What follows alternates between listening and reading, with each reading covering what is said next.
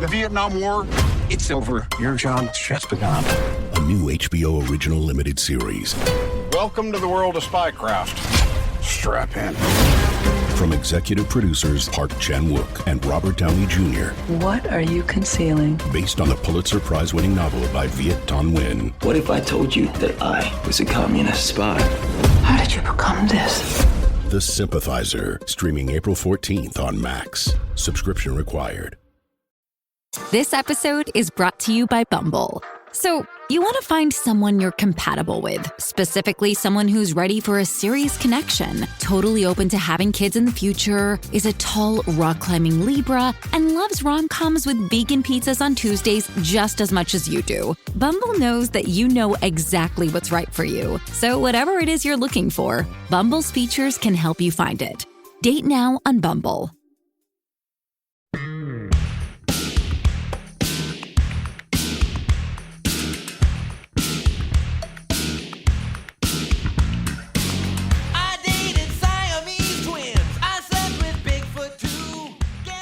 Matt, we are here to talk about the song Talk Soup, which was from, according to the Wikipedia, song Talk Soup is about a man who desires to go on television and tell the world about his strange life, and was originally commissioned to be the new theme song for the E! Entertainment television show of the same name. Although the producers approved the lyrics and enjoyed the final result, they decided against using it, which we'll get into. I think I could understand why. But when I was a kid, specifically the John Henson era of Talk Soup was one of my cannot miss shows. And I have to say that I did not watch Talk Soup. Do you even know what Talk Soup was, especially I know, back in the day?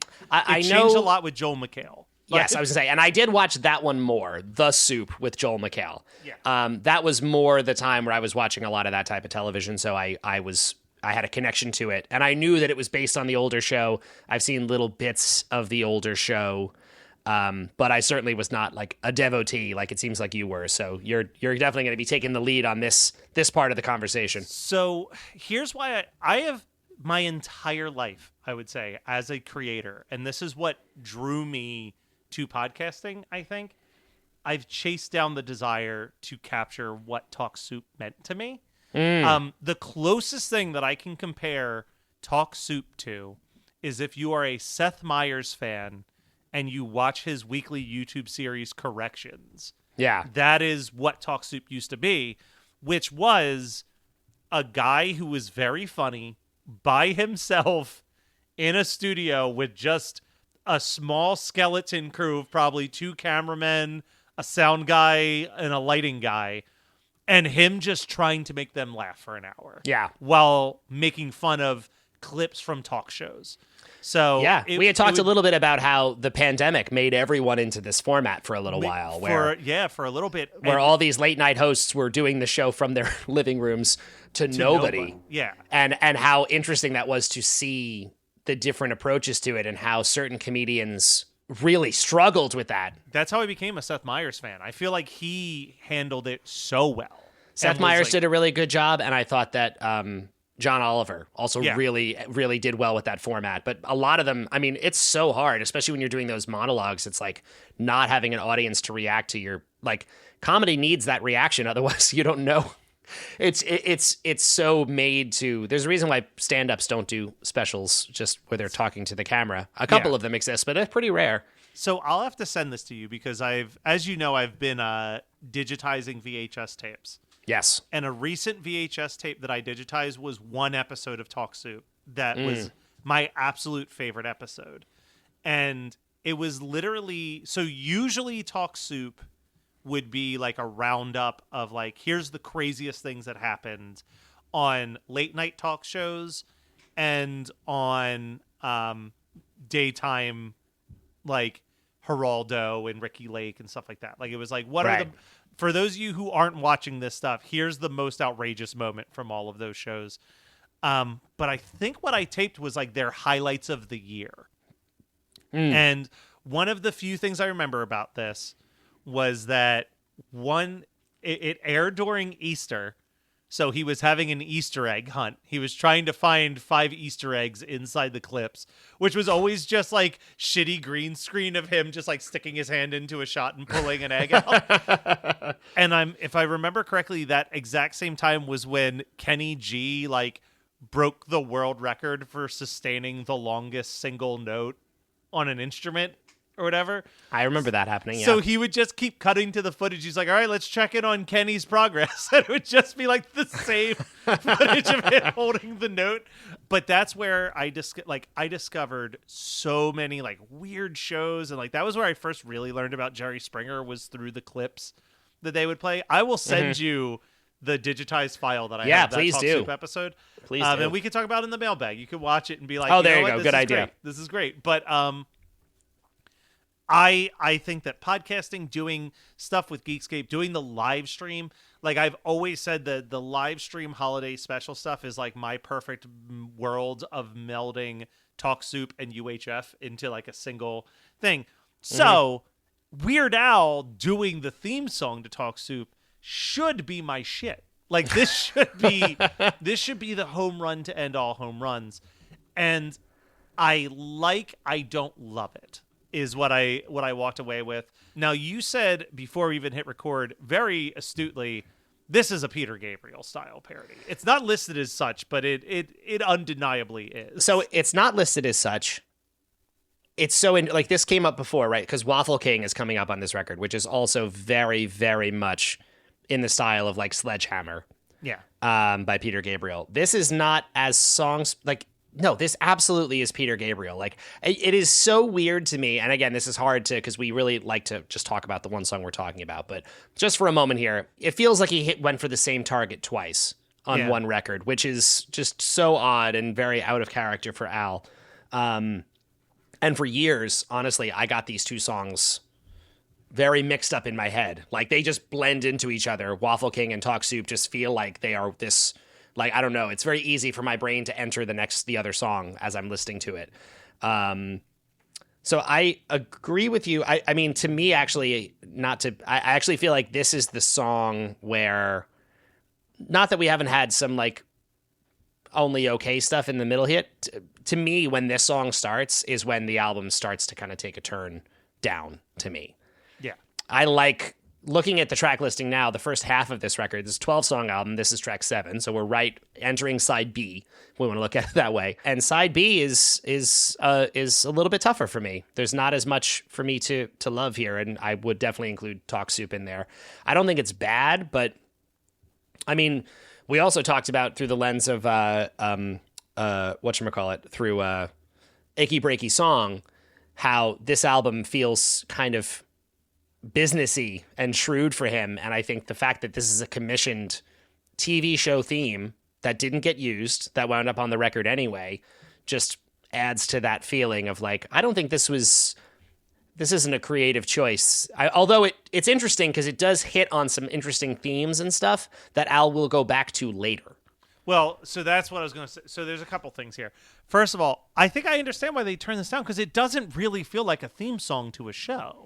Like, the only part that I could ever see them using is just the Talk Soup part. They could use the refrain, the Talk Soup, or the Listen to Me. Even the Listen to Me, though, I don't think is as catchy as he wants it to be. I think that's right. Yeah. I mean, like, I have this from his website, which I always like to reference real quick. Someone said... a question from Lori Weber. I read that Talk Soup was going to be the new theme song for the E! Channel show of the same name. How come they never used it? And Al says, well, to put it bluntly, they kind of jerked me around. The producers of the show approached me asking me to do a new theme song. I wrote the lyrics, which they approved, and then I recorded the song, which they said they loved. And then they never used it. Go figure. Yeah. So let me ask you another, because you mentioned the Listen to Me.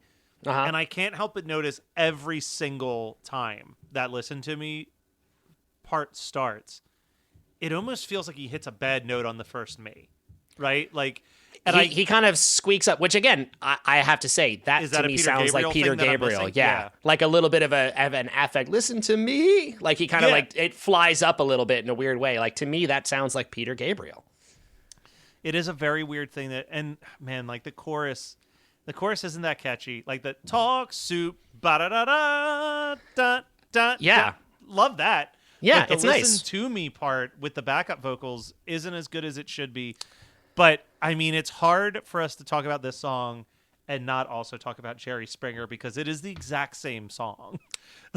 It's very similar. It's also, so Jerry Springer hits a similar mark later. I mean, that's easily the most close scenario. And it makes sense because, like I just said, a lot of people who maybe didn't know about Jerry Springer at first discovered it probably through watching Talk Soup. Probably. Because, I mean, you could not, to think about even watching UHF and what he does making fun of Geraldo's show pales in comparison to what the mid-90s Jerry Springer shows. It's true. No, this was just the beginning of what would blow up until the point where it hit critical mass and then just like kind of failed because it was like no one can take it any further than this. But and public opinion's changed. He's nailing a lot of it. Dated Siamese twins. I would be interested to find out how many of these, because I know with Jerry Springer, almost every single thing that he says is almost directly an episode name of Jerry Springer. Yes. I'm very curious how many of these were Sally, Jesse, and Geraldo episode topics. Like, my dog's narcoleptic, my mom's a circus freak, I dated Siamese twins. Would Ricky Lake have been on around this time too? Ricky Lake would have, as someone who just uploaded a commercial compilation from 1997, it may be a little early for Ricky. Gotcha. Lake. Fair enough. Again, I'm going by my references from my childhood, which would have been a little bit later than this. But like, there's so much here where I'm like, yeah, I could see some of this. My wife ran off with Elvis would absolutely have been something that I could have seen. Yeah. My boss shaved off my hair 1,000%. And we're going to come back to this with Jerry Springer because there are a lot of lines in Jerry Springer and some in this too. I mean, the term Siamese twins is not something people really use anymore. Yeah. But there's a lot of language that is kind of like abrasive and shocking in these songs. And the fact that he is quoting the source material. So I know like Jerry Springer comes up a lot in Al lists as like one of his more problematic tracks, but it's also like he is quoting another medium. It's not a super fair thing to put those words in his mouth. I mean, he's singing them, but they come from somewhere else. No, I would say that it's almost at that point, because we've said this about Al before. Al is also, as much as he is a song parodyist, he is a pop culture historian. Yes. And I almost feel like when you look at something like Talk Soup and Jerry Springer, it's not the same as saying, people always say like, well, it was acceptable at the time. I actually think that Al is of the opinion that it isn't acceptable at the time. Yeah. And he is actually cataloging, hey, here's the stuff that's just on television at noon right now. Yeah, exactly. And this is where, so the other song comparison I was going to make, which is coming much closer around the bend here, which I'm very excited to talk about, is I see some comparison with this track and Headline News. Yep. Which is a different spin on it, but the idea is what Al is doing in this song is Al is calling out these people who are exploiting themselves. Yes. On television. Like the shows are doing it, but these people, again, it's like people like these embarrassing scenarios in life and then being like, listen to me talking about something that no one would ever want to talk about publicly because you'd rather have the attention. The attention is what matters, whether it's positive or negative. And that's what this song is. Again, all of it is like, again, to go back to the first, like, or go forward to the first pre-chorus, I'm just an anorexic, codependent, bingo addict, stripper born without a chin, and I'm only comfortable talking about it when the whole wide world is listening in. Yeah. Well, and it's so funny because, we're recording this the day after Valentine's Day. You're hearing it in April. But I have a friend that I follow on Facebook. I've never met this man in my life. He's my favorite Facebook person to follow because he posts 0 statuses, and all he does all day is post random screenshots from movies and television with no context whatsoever that just happen to tie into the day. And yesterday, one of the many things he posted was a screenshot from an old episode of Ricky Lake that had just this surfer dude looking guy, and it said, Mike wants to tell his Valentine crush that she has bodacious bozengas. Like, yeah, but that was like, he signed up to be on television for that. You know what I mean? And so like, that's where these shows get interesting, because you get to a place of like, who's exploiting who here? Yeah. This is clearly exploitative entertainment. That's what it's made to do.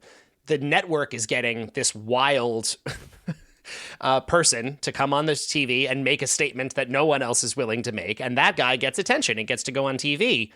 And it's you're talking about, like, I loved what you just said about, like, Al is a documentarian of pop culture, a pop culture historian.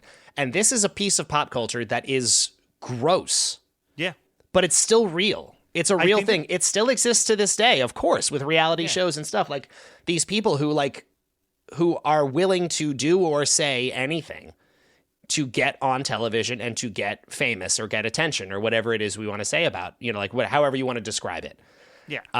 And that's super real. And I mean, we might have changed the way we do it a little bit from Talk Soup to now, but it's still like a very human and just a part of our entertainment infrastructure that Al is addressing here, and that he will, again, continue to. I think this is the first example of this particular brand of it. You are about to participate in the most ambitious culinary experiment ever imagined. This competition is going to test everything. Adapt quickly to anything. I mean anything. The wildest day of your life starts right now. Series premiere 24 and 24, Last Chef Standing. Sunday night at 8 on Food Network. Stream on Max. Hey, it's Kaylee Cuoco for Priceline. Ready to go to your happy place for a happy price? Well, why didn't you say so? Just download the Priceline app right now and save up to 60% on hotels. So whether it's Cousin Kevin's Kazoo Concert in Kansas City, go Kevin, or Becky's Bachelorette Bash in Bermuda, you never have to miss a trip ever again. So download the Priceline app today. Your savings are waiting. Go to your happy place for a happy price. Go to your happy price, Priceline. Do you like to laugh, geek out on music, and learn all about that band or artist who had that one song back in the day, but then seemed to fall off the face of the earth? If so, you need to subscribe to One Hit Thunder. Together with an array of interesting and hilarious guests, we do a weekly dive into one-hit wonders like Eiffel 65's Blue, Krayshawn's Gucci Gucci, EMF's Unbelievable, Delamitri's Roll to Me, Los Del Rio's Macarena, Musical Youth's Pass the Dutchie, and even Patrick Swayze's She's Like the Wind. So are you subscribed to One Hit Thunder or what? As Desiree would say, you gotta be. And as K7 would encourage, you gotta come, baby, come and join in on the fun of the One Hit Thunder podcast. Come, baby, come, baby, baby, come, come, come, baby, come, baby, baby, come. A couple other lines that jump out to me. Yeah. I actually think that these two particular ones are quite funny. I'm just a cross-dressing alcoholic neo-Nazi porn star, as you may have guessed.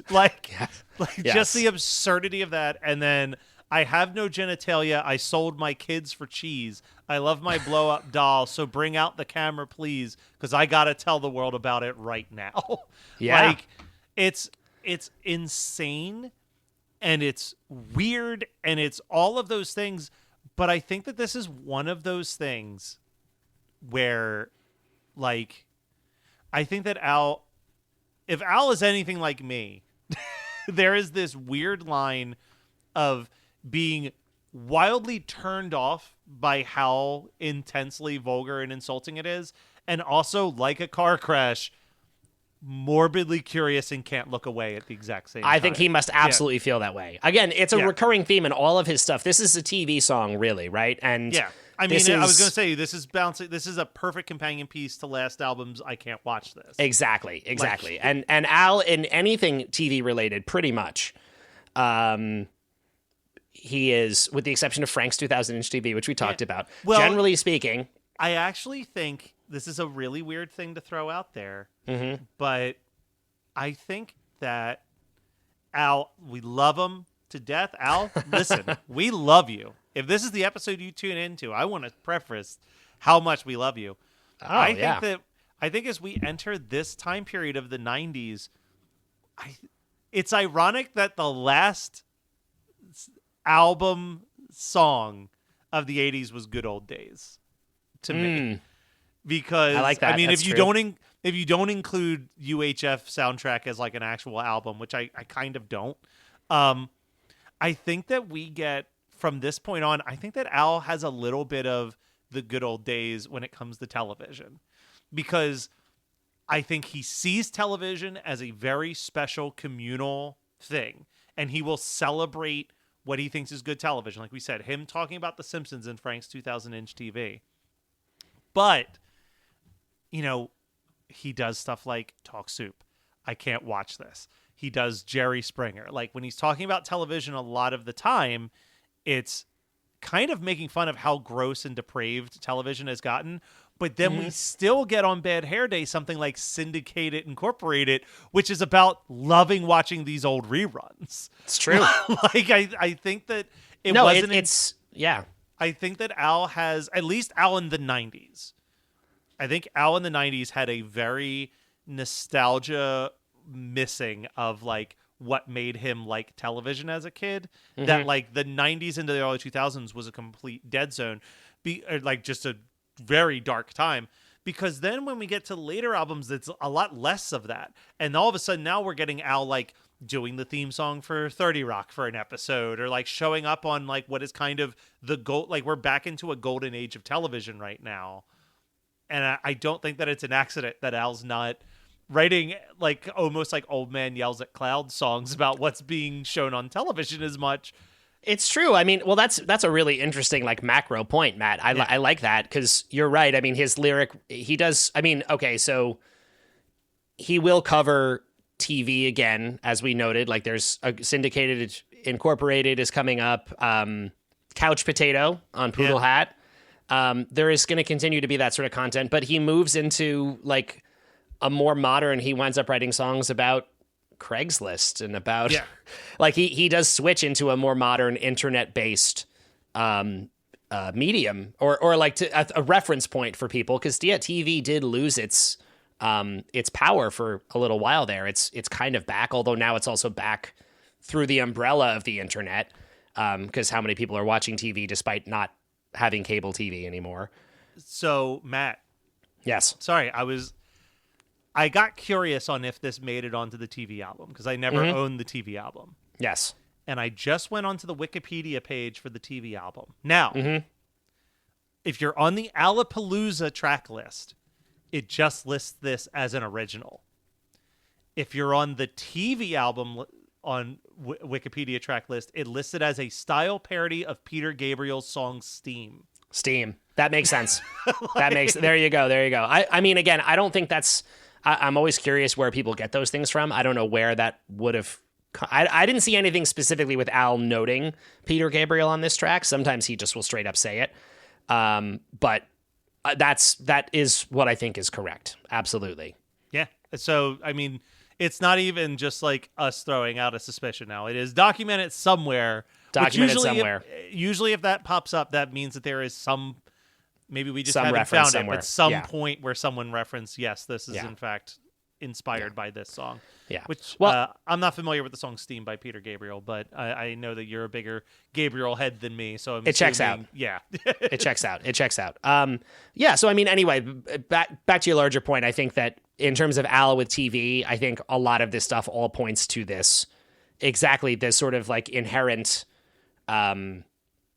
clash and the internal struggle of like, this is garbage, but I still find myself watching it, and kind of like hate watching stuff. And I'm like, I get, how many songs do we have now where he is referencing how much he loves watching something that is bad, whether it's Brady Bunch or Beverly Hillbillies, or I mean, I guess he doesn't say anything bad about the Beverly Hillbillies, really. He just sings the lyrics at that point. But he just sings the lyrics. I mean, again, we usually try to pretend that things that happen later don't happen for the sake of the show.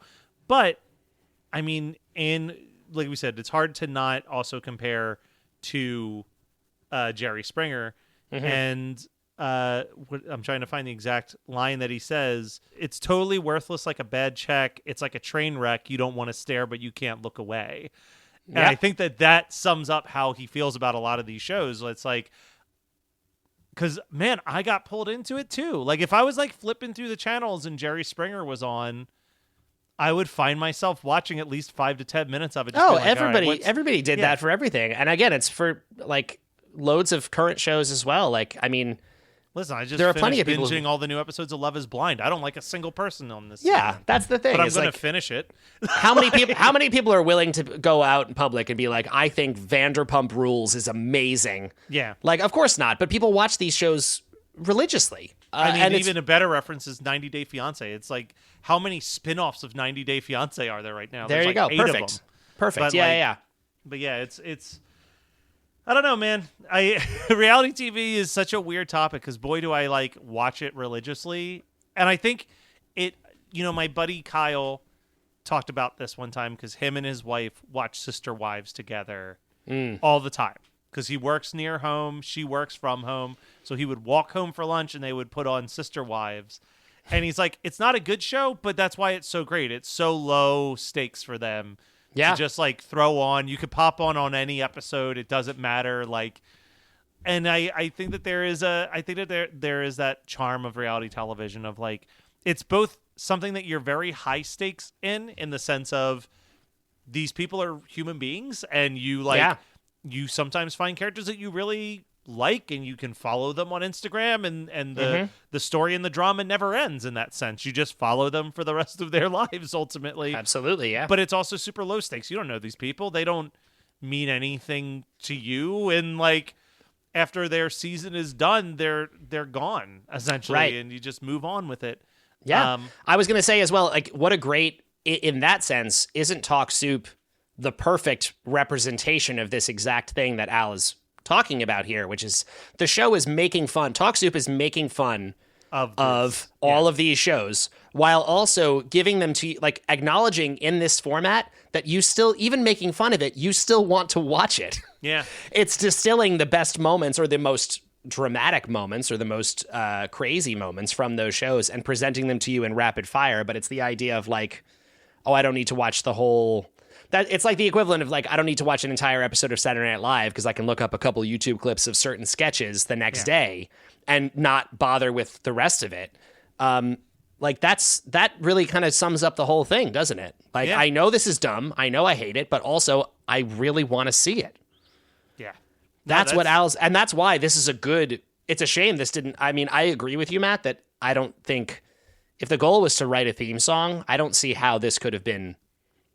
This doesn't make sense to me as a theme song. No. Maybe there was an alternate cut with a different edit or different lyrics or just reduced to some other thing. But I can understand why Al would have found the appeal. I think this speaks to a certain, attitude and pop culture reference that is very him. So that part I find very interesting. And like I said, I like the idea of the lyric of this song going over all of these things and sort of like very gently ridiculing these people for, proudly flaunting their flaws on TV in exchange for attention. I totally get all that. Honestly, this is one of those songs where lyrically, I don't mind this song at all. Musically, this falls flat to me. Yeah. And it just does not feel that interesting to listen to. It feels long. We talked about Traffic Jam feeling kind of long. This also feels long to me. It sounds like we're getting close to some ranking. It does sound like we're getting close to some rankings. Although I have to say that this is definitely one where our conversation has, I think, nudged it up a little bit for me. Yeah. I think this is perfectly in the middle for me. I mean, it's a low part of the middle, but I'll tell you where I'm putting it right now. Do it. Is I'm plopping it right in between I'll Be Mellow When I'm Dead and Young, Dumb, and Ugly. So kind of smack in the middle right now, which makes it on my list right now the second best original on Alapalooza. But we're talking about almost a 20 song spacing between Frank's 2000-inch TV and this one. So take that however you want, listeners. But that's where I'm putting it right now. I am going to put it definitely lower than that. But it's not going to crack my bottom 5, which I thought it might have actually for a minute there. Oh, wait, is it? Maybe it will actually. Hang on. Yeah, you know what? It's going to be, yeah, again, Matt in real time is moving my songs around and he just dropped it right in the right place. It's going to go just below. No, you know what? Up one. It's going to go just above cable TV. All right. I like it a little bit more than that. It's going to go, because I think it's a more interesting lyrical premise. I like the sentiment behind this song more than that. So it's going to, for me, in between Gotta Boogie, the glorious Gotta Boogie, and cable TV. That's where I'm putting this track. Perfect. One more thing, Matt. Did you notice? I saw this online and I had never clocked it before. At the very, very end of Talk Soup, the outro loops for a long time, and then at the very end, it ends with one final thing. And do you realize what it is? No, what is it? It's just him and the backing vocalist just going E, as in the network E. Oh, you almost think it's going to be a final me, because so the listen to me, but the very last hit of the song is just E.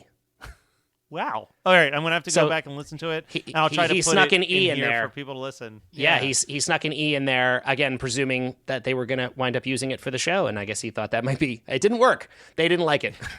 They were not interested. But that's crazy. Yeah. Matt, here's a fun fact about next week's episode. Ooh.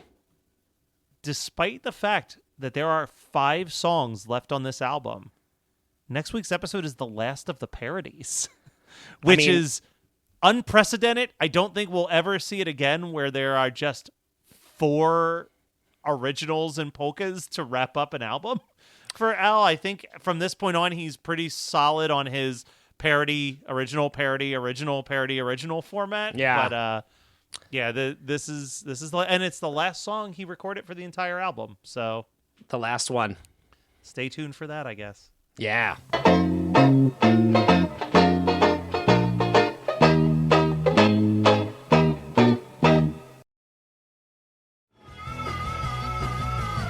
You're listening to the Geekscape Network.